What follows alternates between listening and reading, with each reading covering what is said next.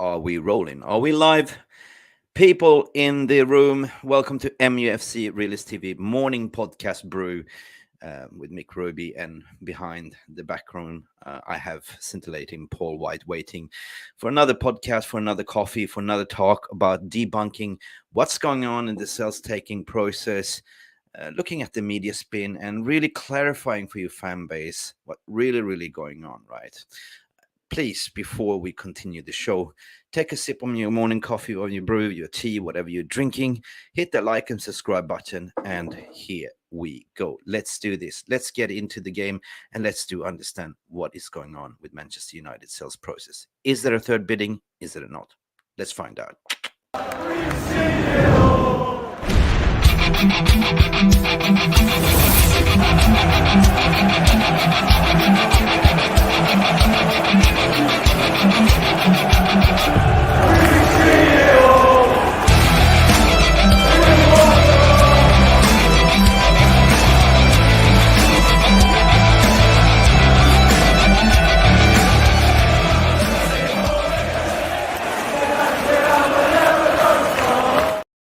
Good morning, Mr. Paul. Good morning to you. Mick Ruby here, MUFC Realist TV. Paul White, good to see you again, sir. How are you? Not too bad. Nice to be on again. A little bit better this morning. There's a lot of things that's been happening since we unpacked, our first podcast together. I think it was about 2-3 weeks ago, wasn't it? I can't really remember. But back then I was back in Thailand. Now I'm back to civilization, Thailand is a beautiful civilization, but now I'm back to normal weather, normal European time zone. So yeah, I'm back in Sweden. Cheers. Good. Yeah, what's going on? What's happening with you? Nice and shiny weather as well. Yeah, I'm in Northern Ireland and I probably have nice sunny weather like you had in Thailand. Would you ever expect it? No frappuccino today? No. Just sweet tooth again. Yeah. Yeah. Listen, the only investment that makes sense right now in terms of what's going on is the only investment, what I reckon, is the fan base community talk. Like, in return on investment is to share the information. And of course, I always say that, don't let fear and your emotions clog your judgment at the end of the day, because there's been a lot of reports coming out. We haven't heard much people checking the phones, and they're thinking, well, what's going on here? There's silence. And then you see media spin coming out to say that it's going to be a third bid. They're going to up the bid. And then we saw Rob Dawson coming out yesterday with the scaremonger tactics that Carlyle Group is coming in to potentially back the Glazers to stay. Now, there's a lot of things that we can say about this, Paul, but, the only investment that makes sense, since we have talked about it, is that we scratched our heads in the spaces. We've spoken to several different people, Paul Brown, myself, you, everyone, and we come to one conclusion, that this is not happening. They cannot stay. I mean, what's going on, Paul? What is the latest from your end? Let's unpack this. Let's have a Q&A session. We'll start with Mark Alden's report. Mark Alden's report is inconsistent and has many holes in it from start to finish. He says about the groups coming in. He says about the minority investors. He mentions Elliott Group, a Carlyle Group that was mentioned at the weekend. But he also mentions in Sixth Street that distanced themselves from the process in January. He also mentions Aries Group that, as many people do or do not know, once they were talking about being involved, they actually put a tweet out saying, "We've received a load of emails from United fans. We want to let them know we can't reply to all of them, but we've listened to your points and we will act accordingly." If that isn't a statement saying, yeah, we're not here to touch the Glazers, we're here in case another group needs finance. That's what they're there for. Also, the Mark Alden report, everybody started posting up the stock price, and the stock price is crashing, and people were trying to say this shows the information is credible, but you actually look at the stock price, it crashed. But 7%. This is the third highest shares being bought in the last 3 months yesterday.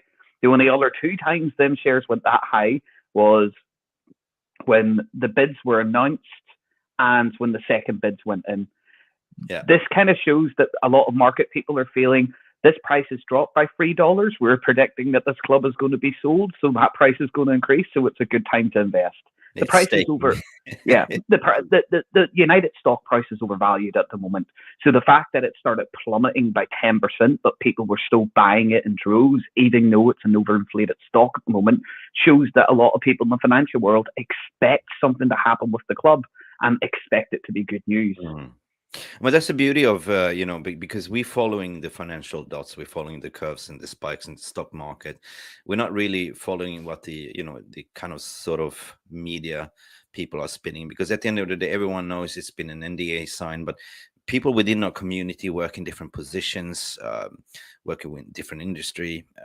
It is far more powerful to share the information, and this is what we do within this fan-based community as well. We share information because we care, and it's been far too long, like with this Glazers on board as well. So the time is coming. I mean, I think we are finally at the final crescendo, and what's interesting, Paul, as well, that if you look at 1 year ago and where we are today, the Manchester United fans can have a degree now in finance, I guess, because I think we've all been educated in NDAs and stock market and curves and spikes, and everyone is following the stock market. But it's plummeting down, as what you said, and somebody's been buying up volumes and volumes, and that's, to me, the stock market doesn't lie. That means that something is happening. There's something on the move, right? And you don't get a crash in a stock market of an overvalued stock. It's very rarely it starts to drop by 10%, but you have almost 6 million shares in that company sold in the same time. It's either somebody's like, yeah, there's a very, very good chance that it's still going to be sold. And plus, as I say, the reports come from a football journalist. If you want to talk about football reports about a business being bought, if you look at the report that never gained as much traction but had a lot more relevant information, did you read the Financial Times report? 100%. I mean, Augie, if you're listening, my apologies. I did a tweety yesterday, and I actually called, weren't you the same person that made up the story about Harry Maguire's fallout and many other things? So take it with a pinch of salt, because I understand, in today's market, what creates headlines in its human nature is fear, right? It is the fear. As soon as you read something negative, you are sort of bound to click on it and read. But when you read to it, right, it doesn't have much substance. It's much regurgitation and guessworking and stuff like that. But that's why I'm saying, have a look at the financial markets, have a look at the stock price, what's Financial Times and all that stuff, and Bloomberg, and you will kind of understand. But also come and listen to our podcasts, come into our spaces, because we are constantly on the spaces 24/7, aren't we? and talking and sharing information. So yeah. But Paul, in a way, let's talk about investment. Let's talk about, because we know that all along there's been two linear processes, right, involved, which Rainy Group came up together with the Glazers, Joel and Aram, to say, we're looking for strategic investments. Let's see what that was in November, right?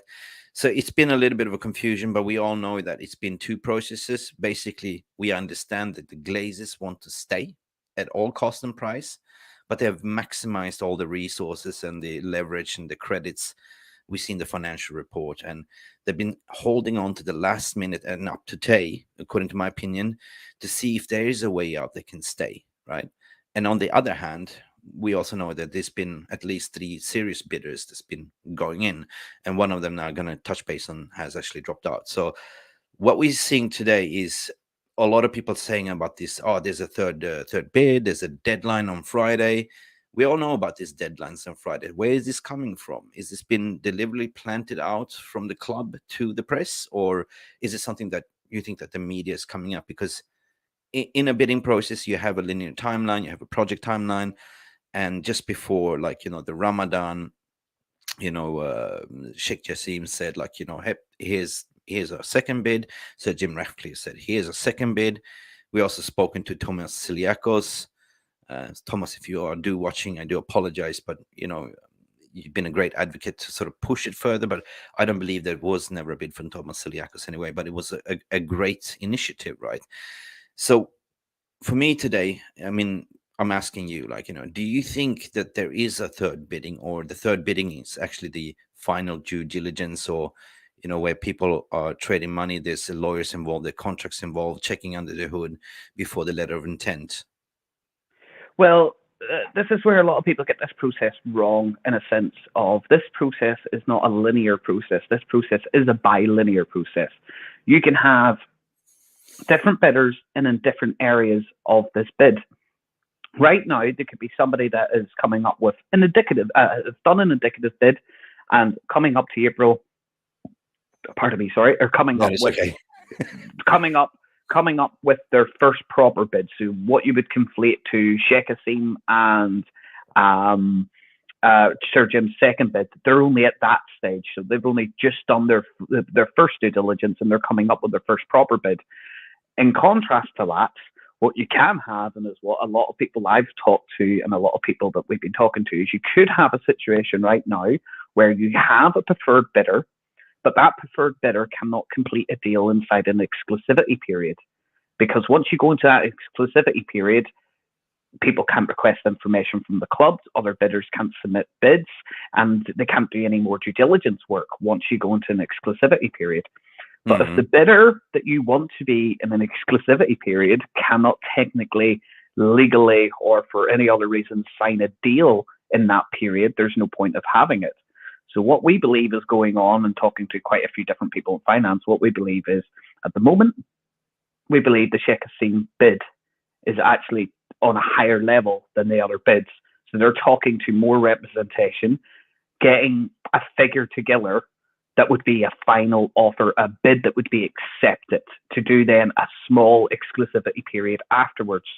Because as you talk to, what I've learned in the last couple of weeks, if you talk to anybody that works, does any type of business in Qatar, and I even retweeted a thing about it the other day, is there's no business now done until after the 28th. Banks can't operate. They can't okay transfers of money. They can't okay transfers of funds. Lawyers can't sign deals. And the country basically comes to a standstill for this period. So there's no way. Football operation doesn't stand still just because of the sales process. I mean, this planning has been way going ahead since January. So they keep going on, right? Which is kind of like, oh, I owe you letter, you can conduct this business because Bank of America owns the credit, right? That's just going to be added on top of the sales price, isn't it? Or I just don't think you're going to hear anything of any substance after the 28th. There's not going to be nothing that comes out until them guys are ready in certain areas. Also, if you go back to the Financial Times reports, they didn't report. They reported that the bidders are being put under pressure to show they can complete a deal, and everybody panicked and thought that was about money. But they don't mention money. What they're talking about is the Rain Group had doubts that certain bidders couldn't finish a deal if they had an acceptable deal on the table. What does that tell you? They wanted it done quickly. An acceptable deal's on the table, but if you can't sign that deal, then when can you sign that deal? Okay. There's stuff going on in the background. This 3-week period for a third bid is just ridiculous as well. It's ridiculous. There's a lot of rumblings. I mean, in my experience in the financial world and stuff that I've been talking to, it's clear and obvious that the Sheikh Jassim bid went in, and it was confirmed that they went 200% over valuation, and it's for 100% sale of Manchester United. We're talking about an excess in about $7.2 billion US dollars. That's 200% over valuation, and this has been validated from a very credible source high up in the QIA, Qatar investment authorities in Qatar. I can't mention any names, but knowing what we know, there's certain things that we do receive, certain things that we don't receive, and they're quite confident, and they made it done before the Qatar, and they're overseeing everything, so making sure that, that's why they're confident, because they know that this bid is substantial enough for the Glazers to walk away. We know that they was asking for £6 billion. This is way too much anyway, because realistically, Paul, the valuation of the club is not more than 4 billion, and this is what. And you're not taking the debt into account of that as well, and that 4 billion. Yeah, and there's a lot of things that wasn't coming out in the ether as well, because we talked about earlier. There was a preferred bidder that put a bid in place 1st of November. And there was another Middle Eastern country. I mean, I'm not going to mention, but everyone knows it's, the ICD in Dubai. They had a first refusal right as well, and they didn't want to go over because they didn't think that it's not worth that much. So they were asked also that this is part of the delay as well, because they was asked if they wanted to continue to bid up higher, and they said no, we're not interested, so they let it go.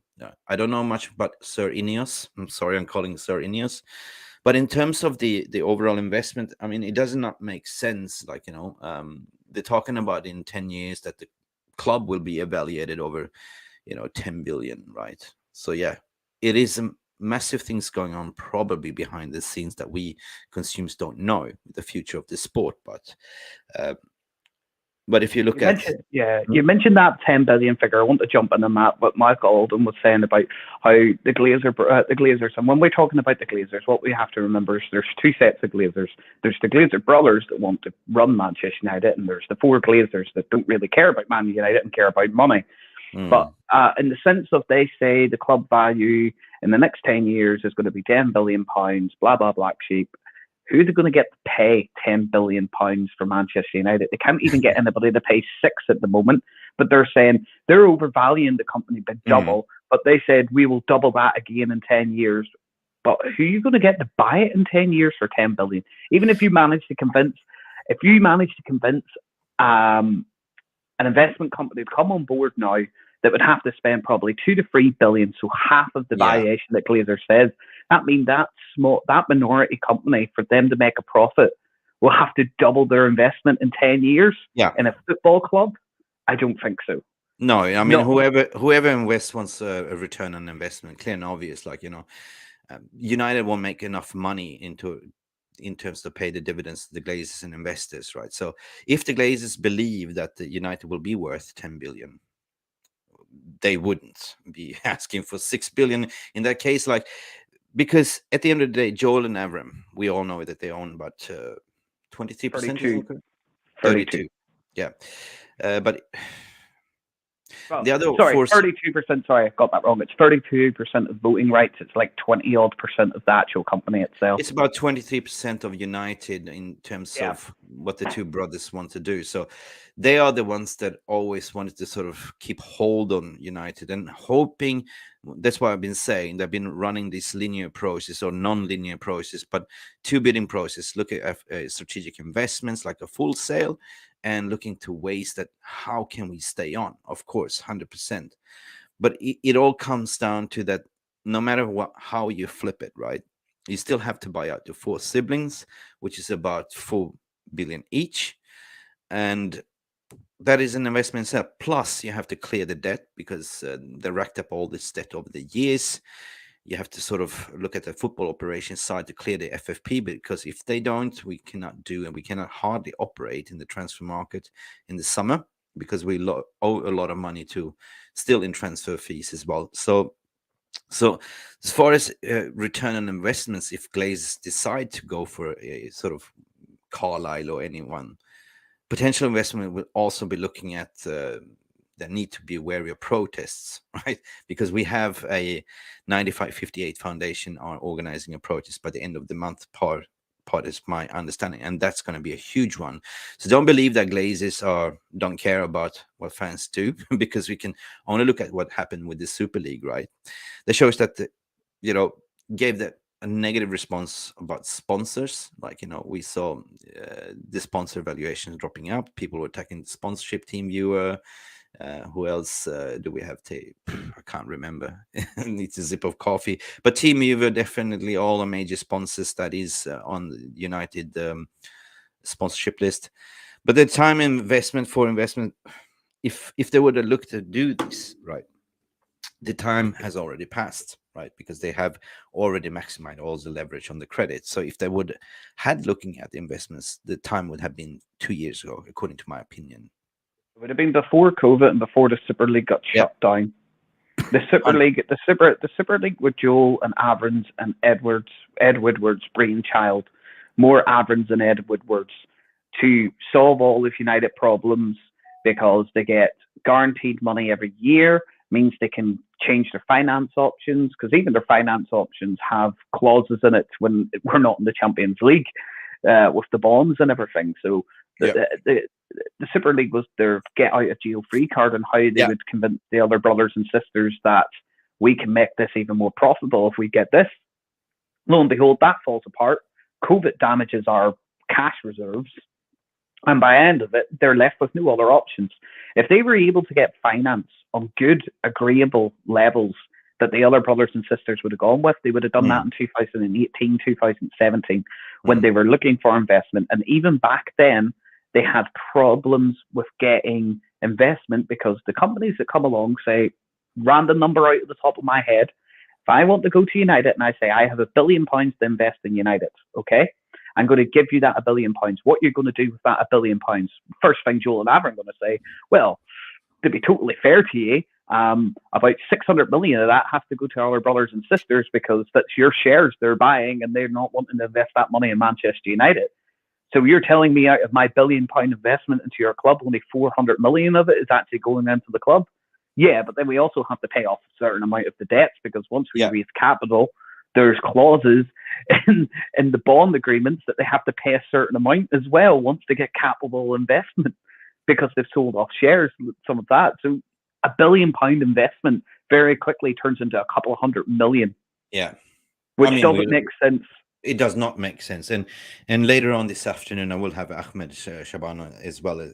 And he's from the financial world that works with mergers and acquisitions. So we're going to break down even more. Obviously, it can be today because, it's Ramadan. You're up for suhoor up to 6 a.m. in the morning and then you sleep, basically. So, watch out for 3 o'clock in the afternoon. Ahmed Shabana is coming on as well. But let's pack it down, right? Let's bury this hatchet. Let's put this to bed once and for all to say that anything else that's coming out, that minority investment, it's not going to happen. But there's a big but. There's an elephant in the room. What happens? Is it possible, Paul, that Carlyle come in to put the money on the table for the crazy Glazers? And is that possible to do so? But looking at the longevity, United will not be profitable. There's certain. First of all, they need to sort of buy out the credit. They need to loan on equity. It doesn't make sense. Break it down, please. They can. There's a couple of ways the Carlyle can group. The groups like the Elliott and the Carlyle, they can do. They could theoretically buy out the four siblings, but would the four siblings take that price when they can get a bigger price off other bidders? But there is another way they can raise money, and it's called preferred equity. And what that basically means is they give Joel and Avram have their shares and use that as collateral, and they get preferred equity. So they give them a load of money. But what it means is before United pays its debts, its wages, anything, the Carlyle Group or the Elliott Group would have to get their money first. The problem with this is you have an AC Milan situation that comes along. The second that the Glazers can't give them the money first without damaging the company, the Elliott Group technically then will buy the Glazers shares off them for cents on the dollar. So you're saying if their shares are trading at $13 a share and they default on a private equity, they're probably buying each one of them shares at not even $1 a share. Yeah. And it's what happened to AC Milan. And that the only thing about this scenario, this is only if they're willing to buy out the four other siblings, because the four other siblings are not going to agree to such a risky deal when they have a deal on the table at the moment that can net them $1 billion anyway. So this is this is worst case absolute, but it's the only investment I can see where an investor would actually do it, because if everything goes right, they get a lot of money and they get part of United. If everything goes wrong, they get United at sell to sell. So if it all goes wrong, they take control of Manchester United and sell the club anyway. So that's the only one. 2 points that rings a bell in my head. Hold my coffee for a second. Didn't Darcy Glazer already take out equity on existing shares as well during the COVID pandemic time as well? Didn't she use the same leverage model? She did, but she has to convert her shares from B shares to A shares to do that. So she basically floated the A shares up. She did do that, but they didn't get a lot. Point number two. Yeah. Point number two, Paul, as well. Minority investors, as far as my understanding, often comes in at the end of a bidding process to back whoever the winning bid is, because they want a piece of the pie. Like they want to offer financial support. Do you need help to buy out the remaining shares? Like, Bank of America. Consortium And consortium kind of thing, yeah. So it's highly unrealistic in this point, as we are here to unpack everything. We're calling a spade as usual, to say that there will not be, I mean, have no fear, there will be a sales. This is $1 billion we're talking about, billions of pounds transactions, right? It's quite normal, it takes time. So if you look at my pie chart, right, I'm going to add this to the stream. Okay, I argue to the point that we are in the third stage, right? But we're already passing the corporate due diligence, and everyone's talking about the due diligence process, right? But this also comes in a way that you have to also declare your shadow directors, like, you know, who's going to be part of the declaration to UEFA, FIFA, to Premier League, to the government. So this is quite relative easy process. But the reason for that silence between in the two weeks ago, wasn't it?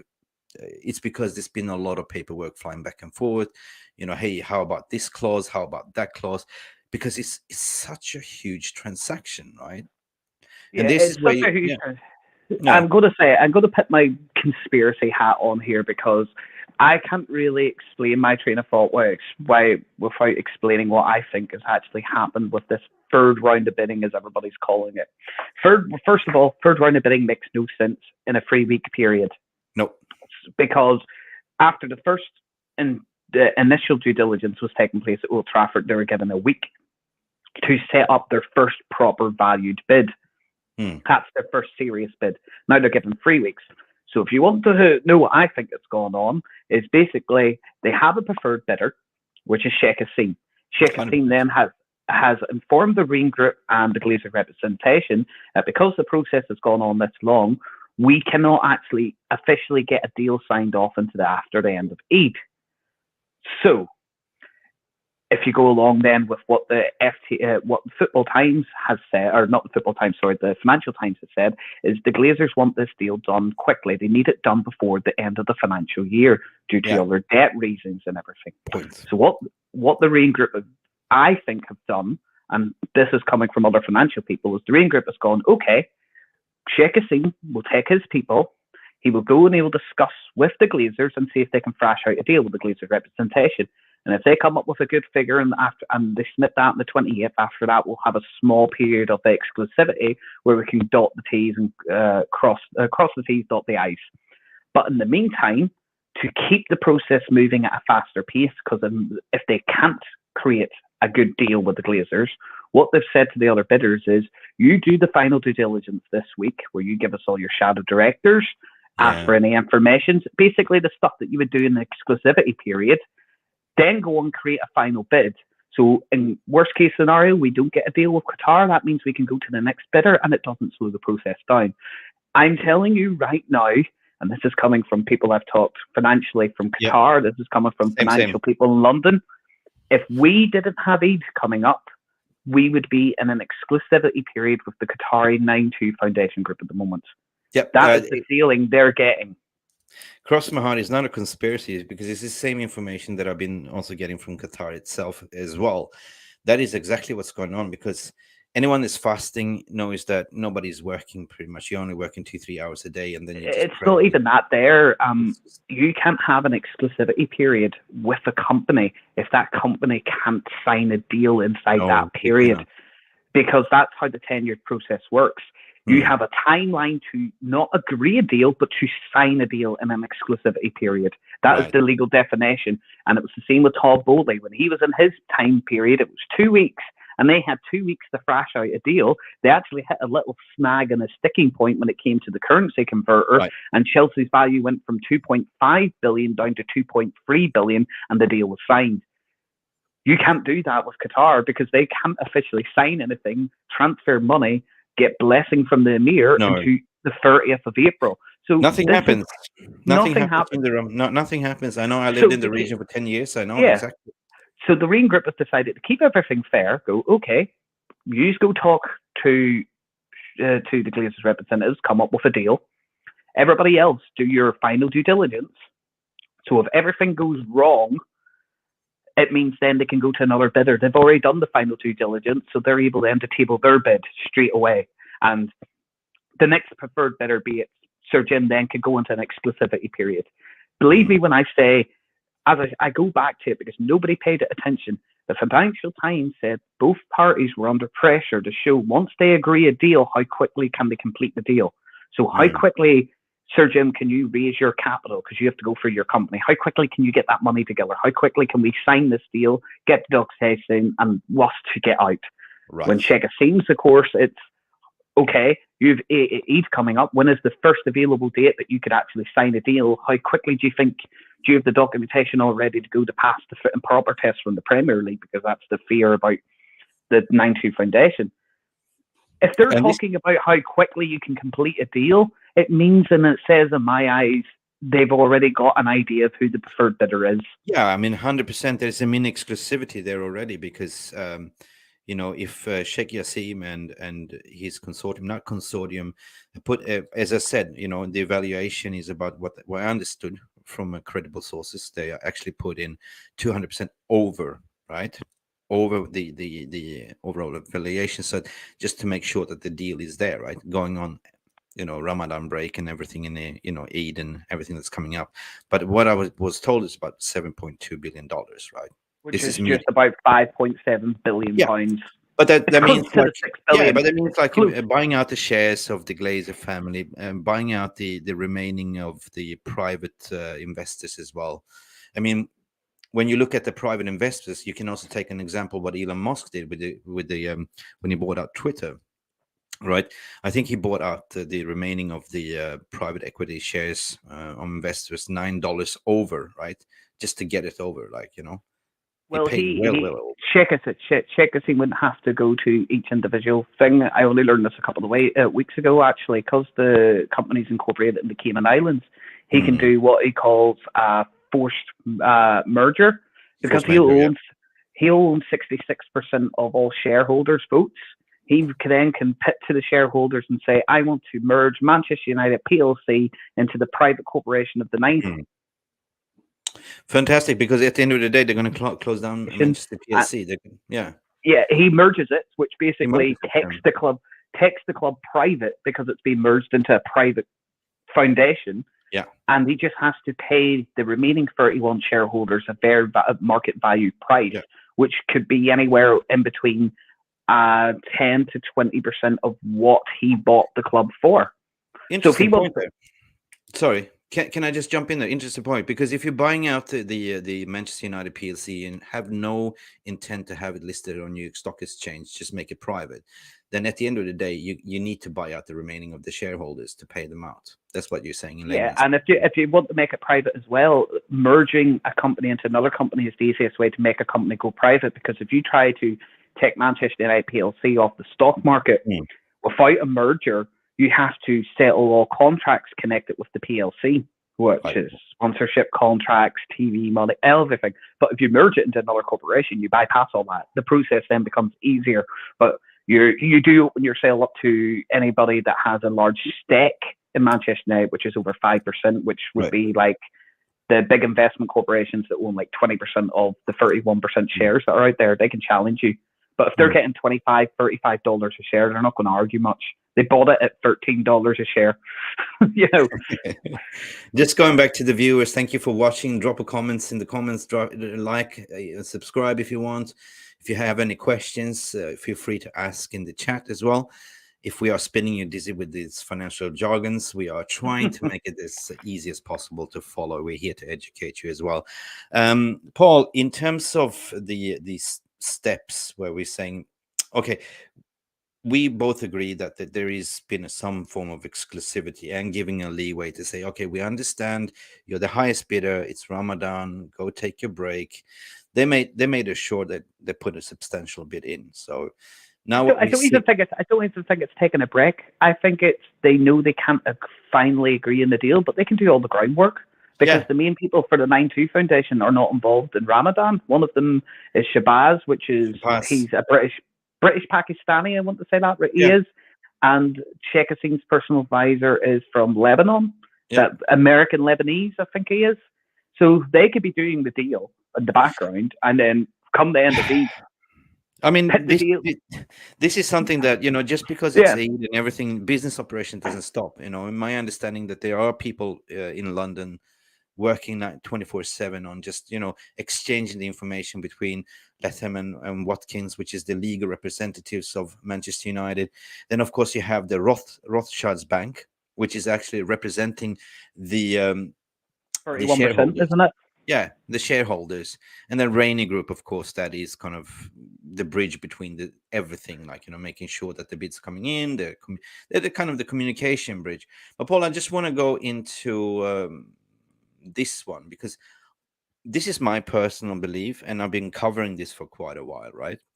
Barring that people are calling it a third bid, it's not pretty much a third bid. It's pretty much we're coming to the contract and conclusion in a way, like, because we know it's not a linear process. They've been saying in media, okay, final bid in by Friday 28th. It's not the case, right? No. I know for a fact that there is some major financial meetings taking place today in London. Just to break it down for all of you, like, we mentioned Latham and Watkins. They are actually Manchester United's PLC's solicitors and lawyers representing Manchester United PLC. And of course, there's Rothschilds Bank as well, which is representing the majority of the shareholders, right? Correct. Do you want to explain basically when there's any type of financial deal going on? Yeah, true. As the PLC, you have to nominate somebody to look after the interest of your public shareholders, because you can't have one consensus. It's not like one person owns that 31%. So they are there to basically be the guys that say, I want to put this kind of simple to people, but it doesn't work out simple. It is very, very complicated.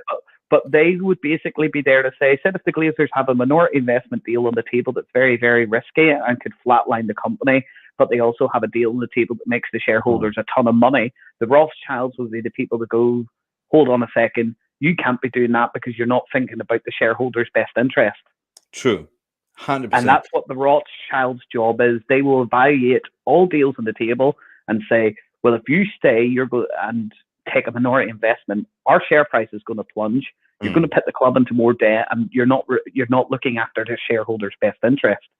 Legal challenges can come out of that. True. I mean, basically, what I wanted to thank you for clarifying that again. You did it better than me, though. Thank you for pitching in, Paul. But what I'm trying to say that today I've been told by a credible source as well that there's massive meetings happening in Mayfair in London, where all the parties are involved, which we mentioned the parties of Rothschilds, Latham and Watkins, Rain Group, and also the representatives from some of the Glazer families as well. So obviously there is some rumblings going on, according to sources credible, and we're not going to mention the sources, but that gives me an indication that they are now discussing everything, because we talked about asset deal or share deal, of course. We're talking about the bidding process. We are coming down to the exclusivity or the letter of intent, and they're kind of discussing the final details of the purchase agreement, and the earn-out clause, especially the earn-out clause. And that's what we're talking about. That's where you have everyone involved, right? Mm-hmm. And then what we see is kind of the closing of transaction, signing and closing. And ain't going to take that long if you look at it, because we talked about Q1 financial fiscal year. Okay, we went over the time, but it's normal practice when you have such a large mergers or acquisitions, when you're talking of billions, to give a little bit of an extra leeway time to complete the transaction. It's also when you're dealing with 6 individuals instead of one entity as well, it becomes a lot more difficult. So for me, I can see this now going on an avalanche, right? Coming to end of. Don't panic. What I'm saying, I wouldn't panic. I'm chilled. I wouldn't panic, because I'm saying from now on it's going to go very fast, because the directors board test is probably been done and dusted, handed in, the shadow directors declaration and stuff like that. They can hand all that information to the Premier League and have the Premier League give them a suggestion of, do you need any more information? But until they officially hand it in. But as I say, this 3-week period, they've added a week of due diligence into this 3-week period and higher due diligence, as you say, where you're nominating your shadow directors, who you're going to be bringing into the board, have all these people being vetted, and all bidders are doing this as well. All 100%. Bidders are doing this due diligence, and this is very, very strange that they are doing this point, because usually you would only do that due diligence if you're in an exclusivity period. So what that suggests to me and other people is they are looking. This is a long period for reasons that I've discussed, but a lot of people don't want to a lot of journalists wouldn't pin it down to that reason, because it could stoke up a bit of tension, if you know what I mean, to say it's religious reasons why this process is slowed down, which in my eyes it is. It's reasons in the country, you know. Well, there's a reason. I mean, I would say I was arguing to the point that there's a reason why you slow down, right? Because we're coming back to get to, you know, to the due diligence process. You know, it's such a huge transaction and so many people involved, legal representatives, there's massive contracts, there's finances, there's, like, you know, documents and questions flying back and forward between the different. I'm just going to say this here. Once we hit after the 28th of April, if there's an acceptable deal on the table, this process from that point will be very, very quick. You're talking an exclusivity period, probably a week, not even a week. Because I think they're doing a lot of the work now. So when the exclusivity period has to start, you're talking Chelsea levels of quickness. Once you get to this point, maybe a week to 2 weeks exclusivity period doesn't mean they go into the 2 weeks. They could agree a deal within 4 days, and then all documents start to get submitted at that point. Them actually taking control of the company itself is a very quick procedure. It's literally, we sign over all our holdings, all our controlling stakes to Sheikh Jassim. He becomes number one shareholder. He takes control of everything to do with Manchester United PLC. That is actually a very quick process, believe it or not, compared to a lot of other ones. It is. How long would the fit and proper test take? How long can he be ready to get in there to start effecting changes? That would be the issue. But I don't think we're going to go anywhere beyond June with this. There's nothing coming out from Ineos, so that means it's very quiet as well. Nothing coming out, so I'm starting. They're waiting to get beat. They're waiting to get beat. Yeah, I'm starting to feel seriously Qatari here. I've been keeping my powder dry, but you know, I'm convinced. Like, you know, we're speaking to a lot of finance people, a lot of connections down in the Middle East, high people up in the QIA and stuff like that. So I'm convinced that this is going to be a Qatari bid, right? I don't see a Glazers staying on, and I'm not usual to put my, you know, all 100% in. I'm not going to mention a figure, but I've been studying the linear process. I've been studying the finance. I've been speaking to you, to a lot of people. I see this as being 100% sale. It's just, you know, within a couple. As I say, I never go 100% because anything can happen in business. It's worse than if you think things can happen badly in a transfer deal at the last second. In business, you could add about 50 million other reasons of things that could go wrong in the last minute. So I know this go 95. 95. And I know that there's protests coming on. There's a lot of pressure. 9058 is organizing a pressure by the end of the month as well. I think it was the 30th. There's going to be some seriously rumble. And you see on the socials and Twitter, you know, people are putting on pressure. We're going to do a global fan-based protest.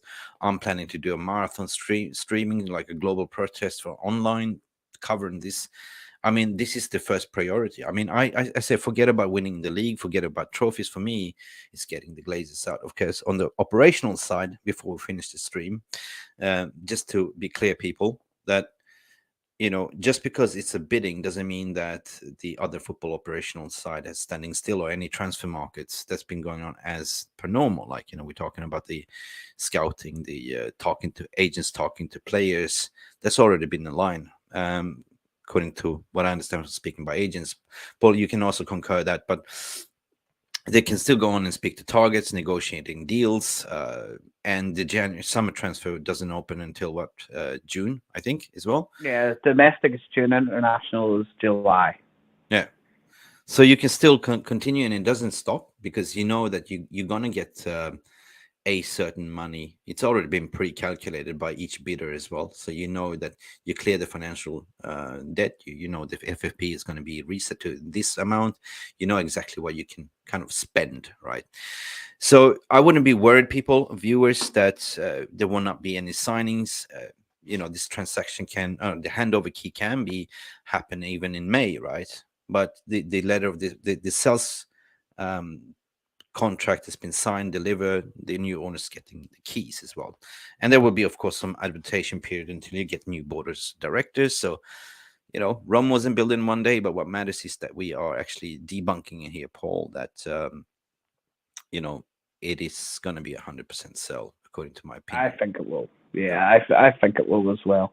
And time will only tell, but I don't see them staying. I don't see how they financially stay, and I don't see how they get investment opportunities. Yeah, I say, the Pink Floyd song, I wish you were here, like, time will tell if it's heaven or hell, blue skies of pain, Yeah. I wish you were here. So, Qataris, we wish you here very, very soon. And I know there's some people in the fan base that are going, I don't want Qatari, I don't want the sport washing. We covered all this, but, at the end of the day, it's what's best for the club. That's all that matters for me. Somebody that comes in and clear the debt, look at the infrastructure, invest in the women's team, all that Jassim will be speaking about. And that is what matters. And soon we hopefully will have a party. I hope so. Oh, I'm sure we will. Any final thoughts? Anything that we forgot to cover into this morning's podcast? Anything that's on your mind other than? No, at the moment, so just the thought of now I have to go to work. Yeah, crippling thought. 100%.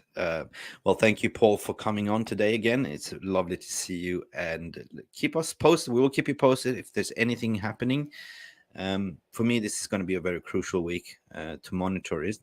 And as mentioned, at about 3 o'clock UK time, 4 o'clock Eastern European time, we're going to have Ahmed Shaban on, and we're going to talk about more about from investors' side as well, as he works in investment banking, as we are educating people here. That's what we do here, Paul. Paul, I will give you back today. Thank you for having your say. And we are playing a game on Thursday. Are you confident? Oh, no, Bruno. I don't know. No Bruno, no party. No Bruno, no party. I think Sevilla are not the best team in the world. They didn't really trouble us. It was a couple of mistakes in the last match. If any of these players want to be playing for us next season, they're going to have to pull out of the bag on Thursday night. Yeah, earn the shirt. Paul, I wish you the best of the day, and I let you back. Everyone that's been viewing, thank you for viewing. Smash a like and subscribe. Tell other people about this channel, about this video, this podcast. This is Mick Ruby from Mufc Realist TV. I'm pointing that way. I actually did it right this way. It's Paul White. They can find you on Twitter. We're cross-eyed here. Can find you on Twitter, Paul, on Frothos, right? Paul White. That's the only place. the only place. And also, if you check out the Twitter Spaces, Paul is always there as well. Sometimes I'll jump in as well with Schmig and Michael and a lot of people. Guys, please, thank you for watching, and let us know what you think. Drop a comments in the comment box. Until then, be nice to each other on the social, and see you soon. Bye for now. Thank you so much for stopping by and watching Mufc Realist TV. Don't forget to like and subscribe, and follow us on the socials.